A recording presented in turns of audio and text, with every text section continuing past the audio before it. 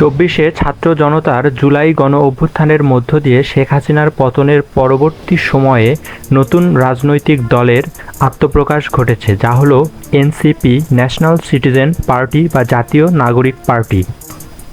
সমন্বয়কদের নিয়ে গঠিত নতুন এই রাজনৈতিক দলের সদস্যরা কে কোন সংসদীয় আসন থেকে আগামী জাতীয় সংসদ নির্বাচনে অংশগ্রহণ করতে যাচ্ছে তাই থাকছে আজকের ভিডিওতে।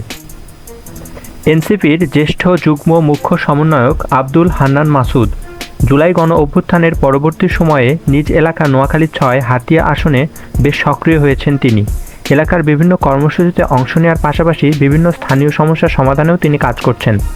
ধারণা করা হচ্ছে নোয়াখালী ৬ আসন থেকে আগামী জাতীয় সংসদ নির্বাচনে তিনি অংশগ্রহণ করবেন। সম্প্রতি শতাধিক গাড়িবহর নিয়ে নিজ জেলায় নির্বাচনী প্রচার অভিযানে গিয়ে আলোচনার জন্ম দিয়েছেন এনসিপির মুখ্য সংগঠক উত্তরাঞ্চলের সার্জিস আলম। পঞ্চগড় সদর, তেঁতুলিয়া ও আটোয়ারী উপজেলা নিয়ে গঠিত পঞ্চগড় ১ সংসদীয় আসন থেকে তিনি জাতীয় সংসদ নির্বাচন করতে চান বলে জানা গেছে। জুলাই অভ্যুত্থানে সম্মুখ সারির যোদ্ধা হাসনাত আবদুল্লাহ দেবিদ্বার উপজেলা নিয়ে গঠিত কুমিল্লা ৪ আসন থেকে নির্বাচন করতে আগ্রহী এনসিপির মুখ্য সংগঠক দক্ষিণাঞ্চলের হাসনাত আবদুল্লাহ।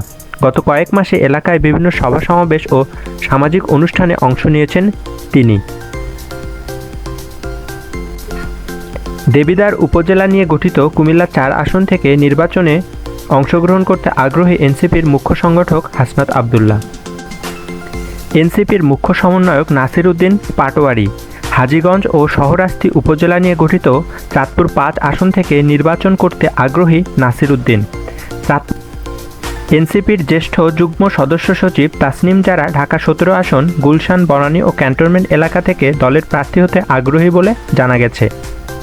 এনসিপির যুগ্ম আহ্বায়ক নুসরাত তাবাসসুম দৌলতপুর উপজেলা নিয়ে গঠিত কুষ্টিয়া ১ আসনের প্রার্থী হতে চান। সেই লক্ষ্যে এলাকার মানুষের সঙ্গে সংযোগ বাড়িয়েছেন তিনি।